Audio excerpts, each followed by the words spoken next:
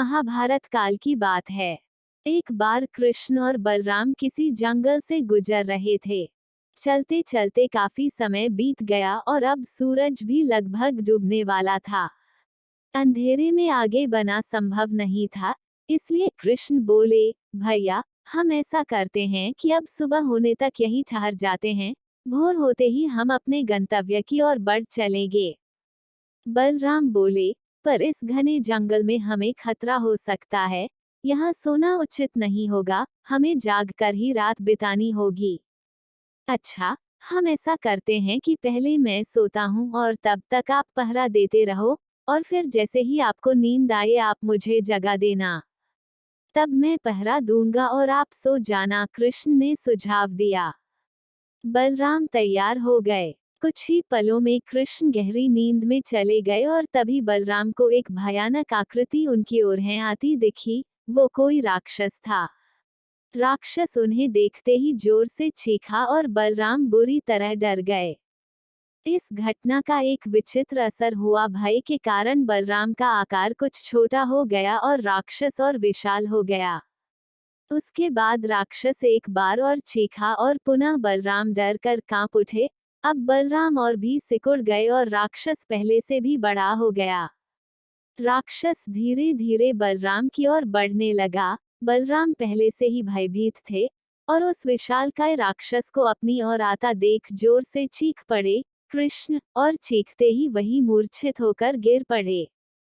बलराम की आवाज सुनकर कृष्ण उठे। बलराम को वहां देख उन्होंने सोचा कि भैया पहरा देते देते थक गए और सोने से पहले उन्हें आवाज दे दी। अब कृष्ण पहरा देने लगे। कुछ देर बाद फिर वही राक्षस उनके सामने आया और जोर से चीखा। कृष्ण जरा भी घबराए नहीं और बोले, बताओ तुम इस तरह चीख क्यों रहे हो, क्या चाहिए तुम्हें? इस बार भी कुछ विचित्र घटा। कृष्ण के साहस के कारण उनका आकार कुछ बढ़ गया और राक्षस का आकार कुछ घट गया। राक्षस को पहली बार कोई ऐसा मिला था जो उससे डर नहीं रहा था। घबराहट में वह पुनः कृष्ण पर जोर से चीखा। इस बार भी कृष्ण नहीं डरे और उनका आकार और भी बड़ा हो गया, जबकि राक्षस पहले से भी छोटा हो गया। एक आखिरी प्रयास में राक्षस पूरी ताकत से चीखा, पर कृष्ण मुस्कुरा उठे और फिर से बोले, बताओ तो क्या चाहिए तुम्हें? फिर क्या था, राक्षस सिकुड़कर बिल्कुल छोटा हो गया और कृष्ण ने उसे हथेली में लेकर अपनी धोती में बांध लिया और फिर कमर में खोंस कर रख लिया। कुछ ही देर में सुबह हो गई। कृष्ण ने बलराम को उठाया और आगे बढ़ने के लिए कहा। वे धीरे धीरे आगे बढ़ने लगे। तभी बलराम उत्तेजित होते हुए बोले, पता है कल रात में क्या हुआ था? एक भयानक राक्षस हमें मारने आया था। रुको रुको, बलराम भैया को बीच में ही टोकते हुए कृष्ण ने अपनी धोती में बंधा राक्षस निकाला और बलराम को दिखाते हुए बोले, कहीं आप इसकी बात तो नहीं कर रहे हो? हाँ, ये वही है। पर कल जब मैंने इसे देखा था तो ये बहुत बड़ा था, ये इतना छोटा कैसे हो गया? बलराम आश्चर्यचकित होते हुए बोले।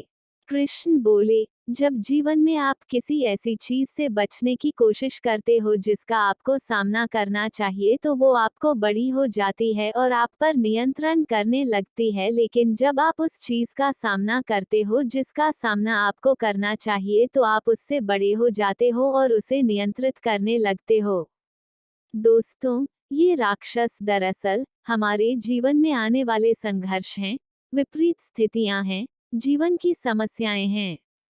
अगर हम इन परिस्थितियों को नजरअंदाज करते रहते हैं तो ये समस्याएं और भी बड़ी होती चली जाती हैं और अपने आप हमें नियंत्रित करने लगती हैं, लेकिन अगर हम इनका सामना करते हैं, हिम्मत के साथ इनका सामना करते हैं, तो यही समस्याएं धीरे धीरे छोटी होती चली जाती हैं और अंततः हम उन पर काबू पा लेते हैं।